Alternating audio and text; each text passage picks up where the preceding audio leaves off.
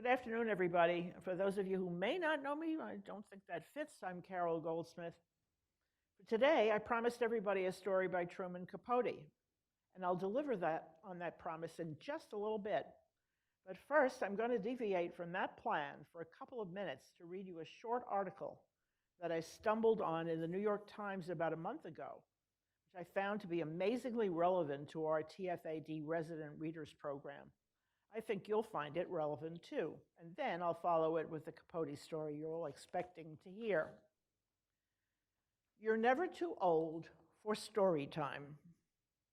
This is by Jancy Dunn, and it appeared in the New York Times February 23rd. I took one look and said, gotta read that. It's so cute. And she says, a few years ago, my youngest sister, Heather, had a month-long stretch of migraines. She usually managed to get through her day as a teacher, but at night, she would retreat to a dark room so the light wouldn't worsen her headache. To distract her from the anxiety and pain, I offered to read aloud to her on speakerphone while she closed her eyes. Every evening until her migraines finally receded, I'd pick something, a short story from Jane Gardam, an essay from Samantha Irby. Heather said my voice was soothing and reminded her of our childhood when I read her stories, and our 5-year age difference seemed a lot wider. I found that I looked forward to adult story time as much as Heather did. When we think of reading aloud, we often associate it with kids, said Kate DiCamillo, the author of Because of Winn-Dixie, which won the Newbery Medal for children's books, and the upcoming Ferris. But grown-ups need to hear stories spoken out loud too, she said. At book events, DiCamillo urges audiences to read to other adults. It's an act of love to read to somebody, Dr. DiCamillo told me. You feel cocooned almost. It's kind of like everybody puts down their defenses and you're together in the story. Many of us learn to enjoy being read to as children. Quote, under the crook of an arm where an ideal reading begins, close quote, said Marianne Wolfe, a researcher and scholar at UCLA's School of Education and Information Studies, and the author of Reader Come Home, The Reading Brain in a Digital World. In adulthood, we may not put each other under a physical crook of an arm, but we put each other under an emotional crook of the arm, Dr. Wolfe said. And research suggests the act of reading aloud may benefit the reader too. It may improve memory, cognitive function, focus, and mood. But sometimes adults have fallen out of practice, Dr. Wolfe said. Here's how to ease into it. Start with something short. Pick a person that you are comfortable around, DiCamillo suggested, and begin with a brief passage like an essay or a poem. She recommended any volume from the anthology Poem a Day, a wide range of classic and modern poems. If you're ready to try short stories, Binocular Vision, a collection by Edith Perlman, is spectacular to read out loud, DiCamillo said. She also recommended Peace Like a River, a chapter book by Leif Enger. Find any opportunity to read. You can read a passage to your partner before bed, DiCamillo said, or to your family during breakfast. So every morning, the book's right there on the kitchen table. Everybody's in the kitchen, and you just read a chapter, she said. Bring along a book when you're visiting someone in the hospital or at a nursing home, she said. If that person is in pain or having difficulty concentrating, she added, try children's literature. Focus on your connection rather than getting every word right. Typically, Dr. Wolfe said, we think about reading, quote, as this cognitive and linguistic activity, close quote. But it also activates empathic areas in our brain, quote, that trigger our ability to go beyond ourselves and to reach into the thoughts and feelings of others, quote, she said. In the act of reading, she added, we are transmitting emotions, we are transmitting affection. And while reading aloud can make some of us feel self-conscious, DiCamillo said to remind yourself that this is not a test, So don't worry about nailing every word. Reading aloud, she said, is a profound way to connect with somebody. You're offering yourself, she said. It doesn't have to be perfect. Need more inspiration? I asked two novelists for their favorite selections to read aloud. Maurice Carlos Ruffin, author of the upcoming The American Daughters, chose Disha Philya's short story, Peach Cobbler, which appears in her collection, The Secret Lives of Church Ladies. I'm looking for ideas for new readings. Here they come. Philya is our reigning modern master of the short story, said Ruffin. Celeste Ng, the author of Our Missing Hearts, recommended Howl's Moving Castle by Diana Wynne Jones. When I learned my husband had never even heard of one of my favorite books from childhood, I dug up my old copy, said Ng. For a week, we took turns reading it to each other, and I'm happy to say it holds up beautifully. And so I just decided it was so charming and such a good, I think it's an advocate for reading aloud and for reading as a group. And I thought it was so perfect for us, I had to read it. On to what I had planned for the evening, for the afternoon. And I promised you a story called A Diamond Guitar by Truman Capote from this collection. I have a little bio first. Truman Capote, an American novelist, screenwriter, short story writer, and journalist, was born in 1924 in New Orleans, a child of the South. By all accounts, Capote had a difficult childhood. His parents divorced by the time he was 2, and his mother shipped him off to live with her distant relatives in the small remote town of Monroeville, Alabama, while she escaped to the wilds of Manhattan to seek a new life and a new husband. It was in Monroeville that one of her elderly, distant cousins raised a little boy, ultimately becoming the most important adult in his life. While living in Monroeville, Capote became a childhood friend of Harper Lee, who went on to write the great American classic To Kill a Mockingbird. In fact, many scholars believe that Lee modeled the character of Dill in her novel based on her friend and companion, Truman. Eventually, the boy was sent to New York to live with his mother and her second husband, who adopted him and renamed him Truman Garcia Capote, the name by which he became known in American letters. He was sent to a combination of public and private schools, but ended his formal education at the age of 19 without having attended college. But he had wanted to be a writer since he was a little boy, beginning to write around the age of 8. He continued to hone his writing skills into adolescence, publishing his first bona fide short story at the age of 18. The renowned then editor and publisher of Random House, Bennett Cerf, discovered Truman when he was 19. When Cerf read Capote's first story, he promptly offered the young man a contract to publish what would become Capote's first novel, Other Voices, Other Rooms. The rest, as they say, is history. Over the course of his career, Capote published several novels, many short stories, screenplays of films developed from his own works, essays, and volumes of letters. He was best known for his novella Breakfast at Tiffany's, and all of us have seen the adaptation on film. Based on and his journalistic work, In Cold Blood, based on the notorious mass murders of a remote farm family. It was this piece, which Capote called a true crime novel, that became the foundation for a new literary genre, and it continues to be a popular literary form today. Capote has been quoted as saying that he loved the short story best of all literary forms.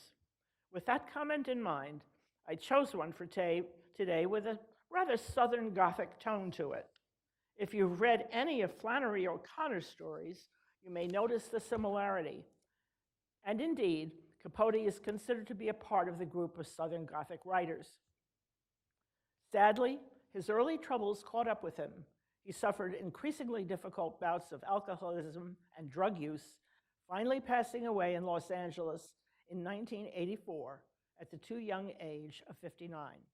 He's buried in Westwood Cemetery in West Los Angeles, where we used to live in LA. And now, here's Truman Capote's short story, A Diamond Guitar.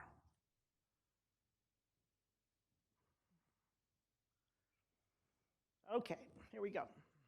This is dated 1950. It's one of his earlier works. The nearest town to the prison farm is 20 miles away.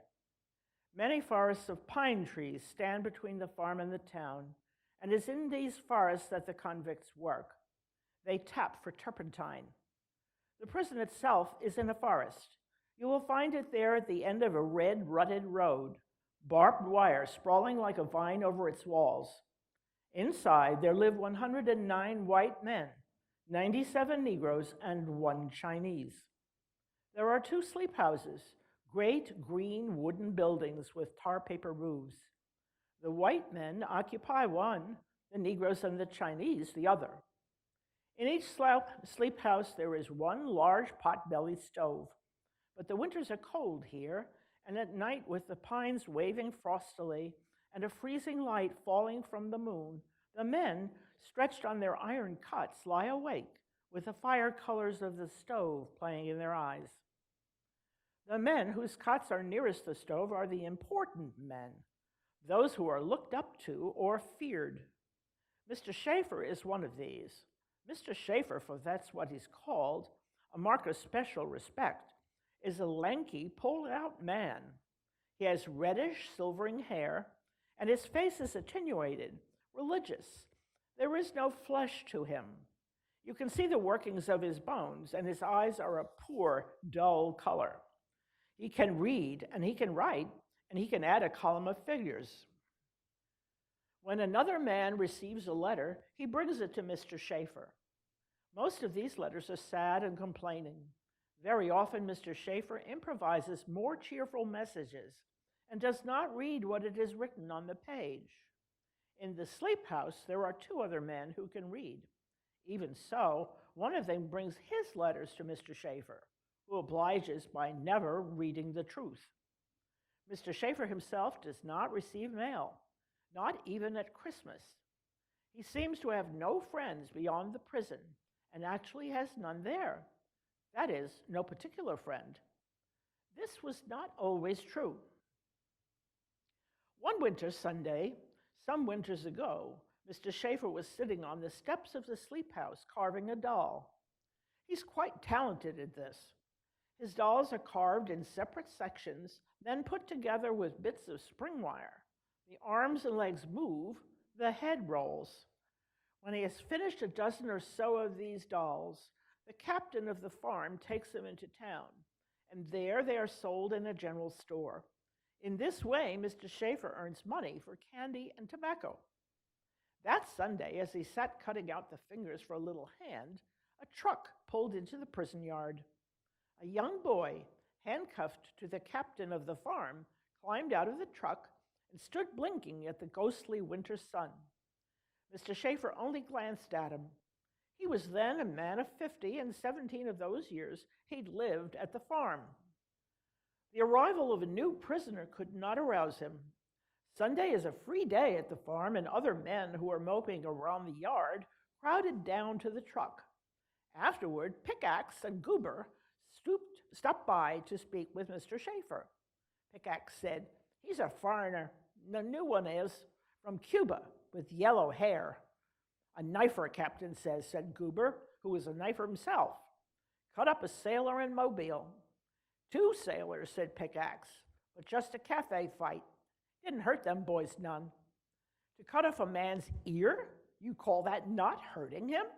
"They give him 2 years, Captain says."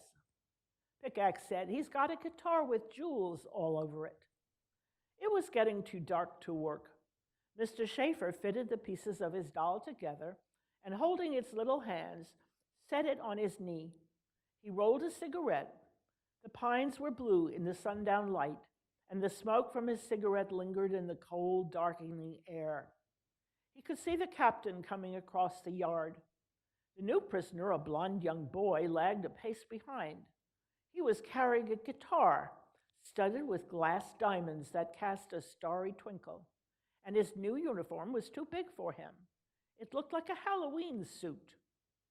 "Somebody for you, Schaefer," said the captain, pausing on the steps of the sleep house. The captain was not a hard man. Occasionally, he invited Mr. Schaefer into his office, and they would talk together about things they had read in the newspaper. "Ticofeo," he said, as though it were the name of a bird or song. "This is Mr. Schaefer. Do like him, and you'll do right." Mr. Schaefer glanced up at the boy and smiled. He smiled at him longer than he meant to, for the boy had eyes like strips of sky blue as the winter evening, and his hair was as gold as the captain's teeth. He had a fun-loving face, nimble and clever, and looking at him, Mr. Schaefer thought of holidays and good times. "It's like my baby sister," said Ticofeo, touching Mr. Schaefer's doll. His voice, with its Cuban accent, was soft and sweet as a banana. "She sits on my knee also." Mr. Schaefer was suddenly shy. Bowing to the captain, he walked off into the shadows of the yard. He stood there whispering the names of the evening stars as they opened in flower above him. The stars were his pleasure, but tonight they did not comfort him. They did not make him remember that what happens to us on earth is lost in the endless shine of eternity. Gazing at them, the stars, he thought of the jeweled guitar and its worldly glitter. It could be said of Mr. Schaefer that in his life he'd done only one really bad thing. He'd killed a man. The circumstances of that deed are unimportant, except to say that the man deserved to die, and that for it, Mr. Schaefer was sentenced to 99 years and a day. For a long while, for many years in fact, he had not thought of how it was before he came to the farm. His memory of those times was like a house where no one lives and where the furniture has rotted away.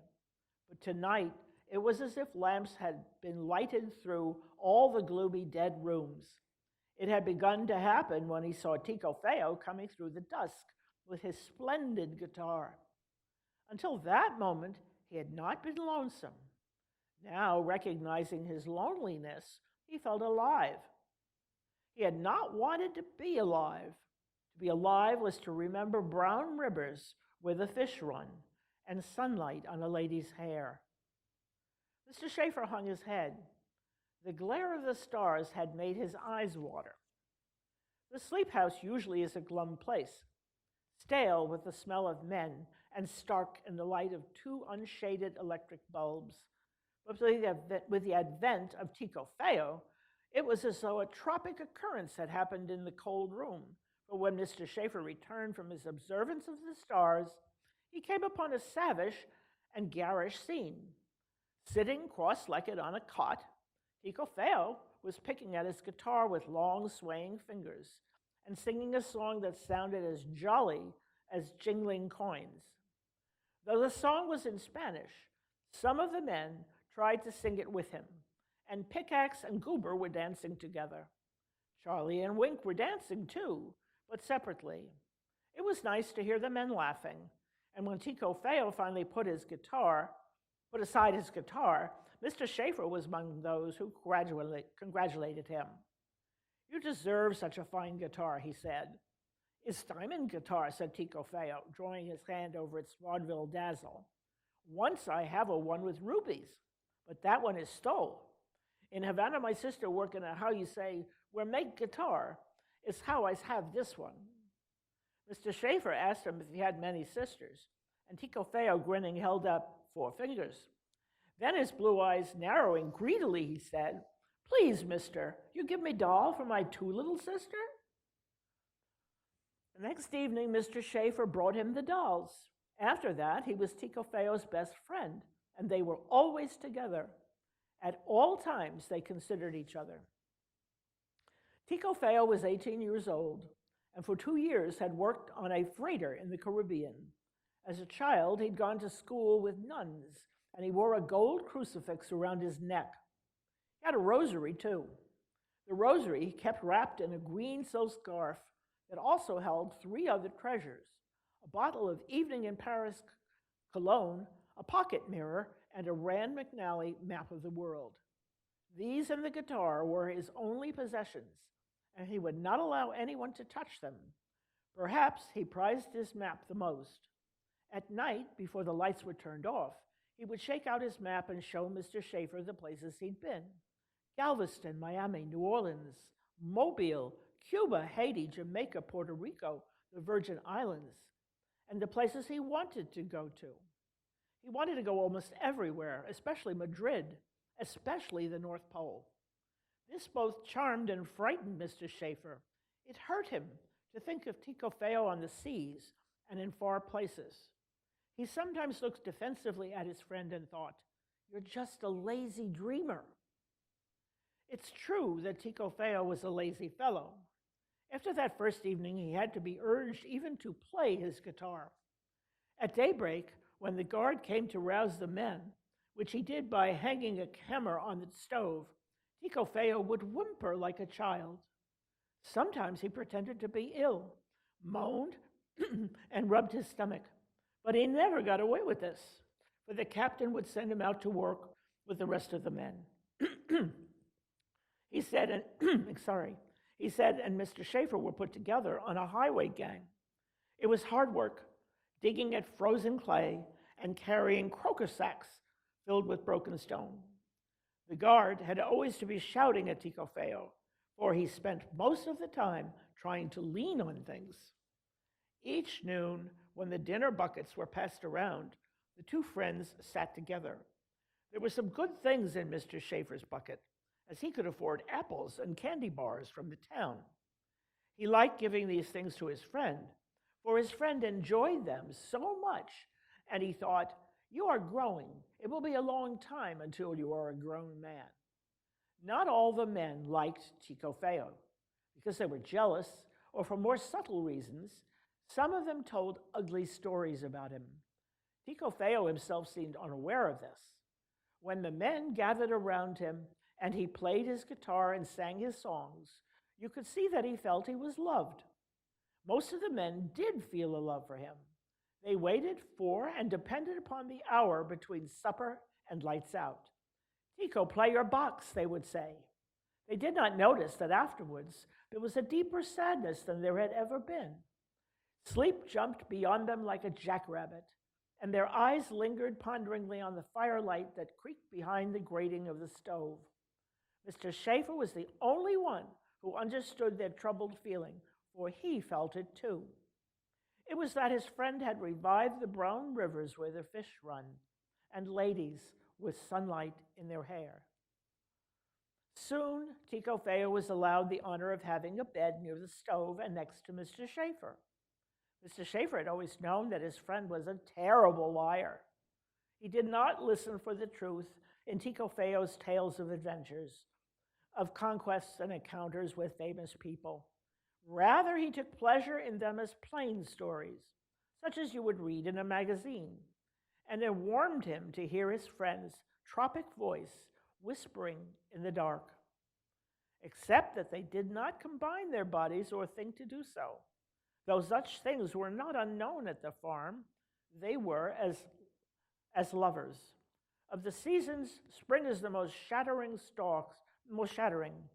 Stalks thrusting through the earth's winter-stiffened crust, young leaves cracking out on an old left-to-die branches, the falling asleep wind cruising all the newborn green.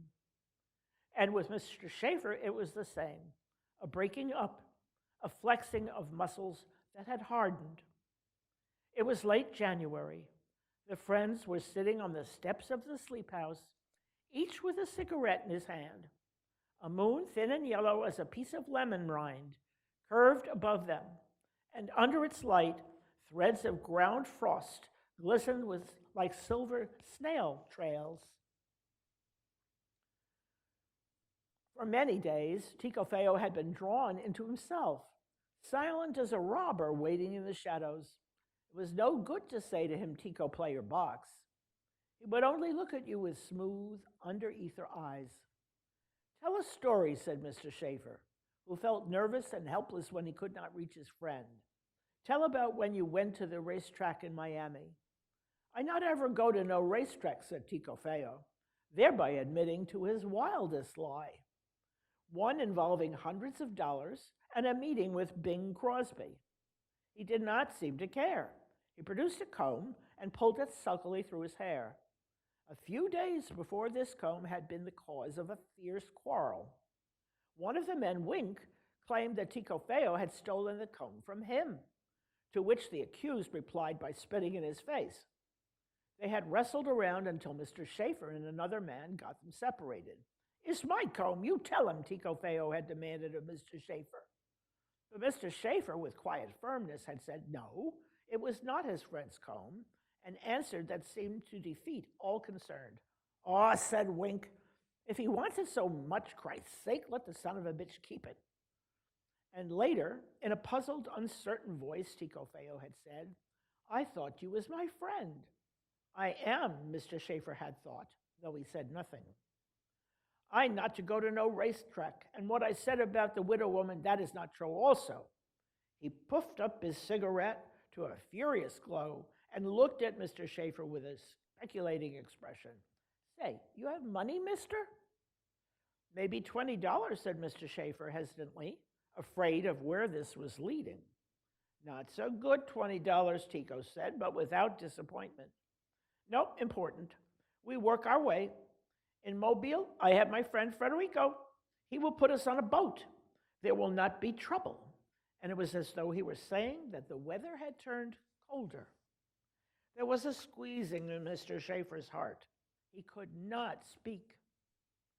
"Nobody here can run to catch Tico. He run the fastest." "Shotguns run faster," said Mr. Schaefer in a voice hardly alive. "I'm too old," he said with the knowledge of age, churning like nausea inside him. Tico Feo was not listening. Then the world, El Mundo, my friend. Standing up, he quivered like a young horse. Everything seemed to draw close to him, the moon, the callings of screech owls. His breath came quickly and turned to smoke in the air. "Should we go to Madrid? Maybe someone teach me to bullfight. You think so, mister?" Mr. Schaefer was not listening either. "I'm too old," he said. "I'm too damned old." For the next several weeks, Tico Feo kept after him. The world, El Mundo, my friend, and he wanted to hide. He would shut himself in the toilet and hold his head. Nevertheless, he was excited, tantalized. What if it could come true, the race with Tico across the forests and to the sea? And he imagined himself on a boat, he who had never seen the sea, whose whole life had been land-rooted. During this time, one of the convicts died, and in the yard you could hear the coffin being made. As each nail thudded into place, Mr. Schaefer thought, "This is for me. It is mine." Tico Feo himself was never in better spirits. He sauntered about with a dancer's snapping gigolo grace and had a joke for everyone. In the sleep house after supper, his fingers popped at the guitar like firecrackers. He taught the men to cry "Olé," and some of them sailed their caps through the air. When work on the road was finished, Mr. Schaefer and Tico Feo were moved back into the forests. On Valentine's Day, they ate their lunch under a pine tree. Mr. Schaefer had ordered a dozen oranges from the town, and he peeled them slowly, the skins unraveling in a spiral. The juicier slices he gave to his friend, who was proud of how far he could spit the seeds, a good 10 feet. It was a cold, beautiful day. Scraps of sunlight blew about them like butterflies. Mr. Schaefer, who liked working with the trees, felt dim and happy. Then Tico Feo said, "That one, he could catch a fly in his mouth." He meant Armstrong, a hog-jowled man sitting with a shotgun propped between his legs. He was the youngest of the guards and new at the farm. "I don't know," said Mr. Schaefer. He'd watched Armstrong and noticed that, like many people who are both heavy and vain, the new guard moved with a skimming lightness. "He could fool you." "I fool him, maybe," said Tico Feo, and spit an orange seed in Armstrong's direction. The guard scowled at him. then blew a whistle. It was the signal for work to begin. Sometime during the afternoon, the two friends came together again. That is, they were nailing turpentine buckets onto trees that stood next to each other. At a distance below them, a shallow, bouncing creek branched through the woods. In water's no smell, Ticofeo said meticulously, as though remembering something he'd heard. We run in the water until dark, we climb a tree. Yes, mister? Mr. Schaefer went on hammering, but his hand was shaking, and the hammer came down on his thumb. He looked around dazedly at his friend. His face showed no reflection of pain, and he did not put the thumb in his mouth the way a man ordinarily might. Ticofeo's blue eyes seemed to swell like bubbles, and when in a voice quieter than the wind sounds in the pine tops, he said, "Tomorrow." These eyes were all that Mr. Schaefer could see. "Tomorrow, mister?" "Tomorrow," said Mr. Schaefer. The first colors of morning fell upon the walls of the sleep house, and Mr. Schaefer, who had rested little, knew that Ticofeo was awake, too. With the weary eyes of a crocodile, he observed the movements of his friend in the next cot. Ticofeo was unknotting the scarf that contained his treasures. First, he took the pocket mirror. Its jellyfish light trembled on his face. For a while, he admired himself with serious delight and combed and slicked his hair as though he were preparing to step out to a party. Then he hung the rosary about his neck, the cologne he never opened, nor the map. The last thing he did was to tune his guitar. While the other men were dressing, he sat on the edge of his cot and tuned the guitar. It was strange, for he must have known he would never play it again. Bird shrills followed the men through the smoky morning woods. They walked single file, 15 men to a group, and a guard bringing up the rear of each line. Mr. Schaefer was sweating as though it were a hot day, and he could not keep in marching step with his friend, who walked ahead, snapping his fingers and whistling at the birds. A signal had been set. Ticofeo was to call time out and pretend to go behind a tree. But Mr. Schaefer did not know when it would happen. The guard named Armstrong blew a whistle, and his men dropped from the line and separated to their various stations. Mr. Schaefer, though going about his work as best he could, took care always to be in a position where he could keep an eye on both Ticofeo and the guard. Armstrong sat on a stump, a chew of tobacco lopsiding his face, and his gun pointing into the sun. He had the tricky eyes of a card sharp. You could not really tell where he was looking. Once another man gave the signal. Although Mr. Schaefer had known at once that it was not the voice of his friend, panic had pulled at his throat like a rope. As the morning wore on, there was such a drumming in his ears, he was afraid he would not hear the signal when it came. The sun climbed to the center of the sky. He's just a lazy dreamer. It'll never happen, thought Mr. Schaefer, daring a moment to believe this. But first we eat, said Ticofeo with a practical air, as they set their dinner pails on the bank above the creek. They are in silence, almost as though each bore the other a grudge. But at the end of it, Mr. Schaefer felt his friend's hand close over his own and hold it with a tender pressure. "Mr. Armstrong, time out!" Near the creek, Mr. Schaefer had seen a sweet gum tree, and he was thinking it would soon be spring and the sweet gum ready to chew. A razory stone ripped open the palm of his hand as he slid off the slippery embankment into the water. He straightened up and began to run. His legs were long. He kept almost abreast of Ticofeo, and icy geysers sprayed about them. Back and forth, through the woods, the shouts of men boomed hollowly like voices in a cavern, and there were 3 shots, all high-flying, as though the guard were shooting at a cloud of geese. Mr. Schaefer did not see the log that lay across the creek. He thought he was still running, and his legs thrashed about him. It was as though he were a turtle, stranded on its back. While he struggled there, it seemed to him that the face of his friend suspended above him was part of the white winter sky. It was so distant, judging. It hung there but an instant, like a hummingbird. Yet in that time, he'd seen that Tico Feo had not wanted him to make it, had never thought he would. And he remembered once thinking that it would be a long time before his friend was a grown man. When they found him, he was still lying in the ankle-deep water as though it were a summer afternoon, and he were idly floating on the stream. Since then, 3 winters have gone by, and each has been said to be the coldest, the longest. 2 recent months of rain washed deeper ruts in the clay road leading to the farm, and it is harder than ever to get there, harder to leave. A pair of searchlights has been added to the walls, and they burn there through the night like the eyes of a giant owl.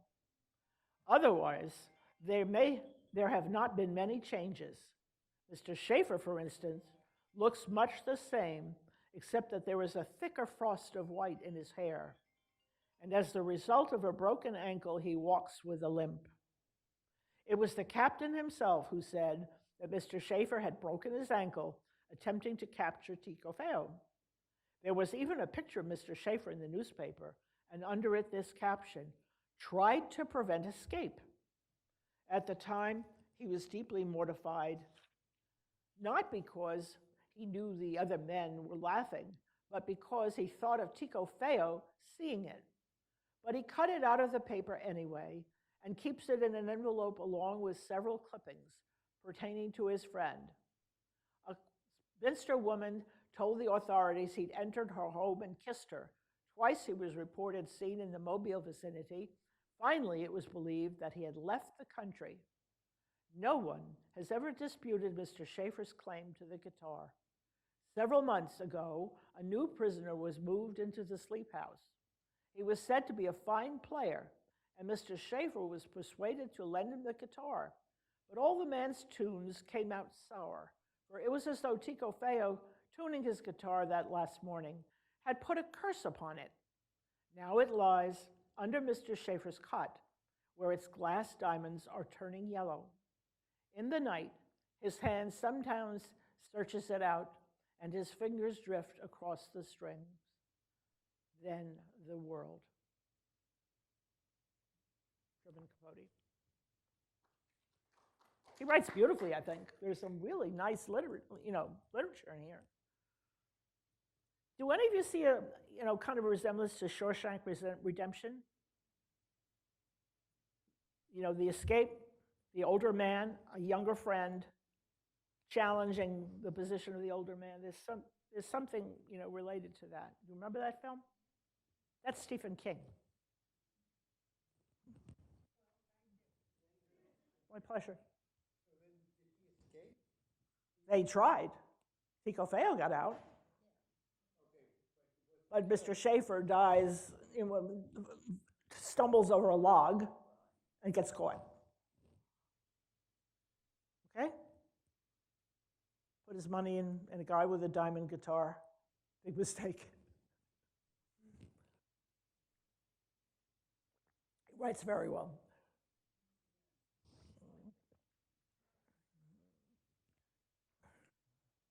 Thank you. Hope everyone enjoyed it.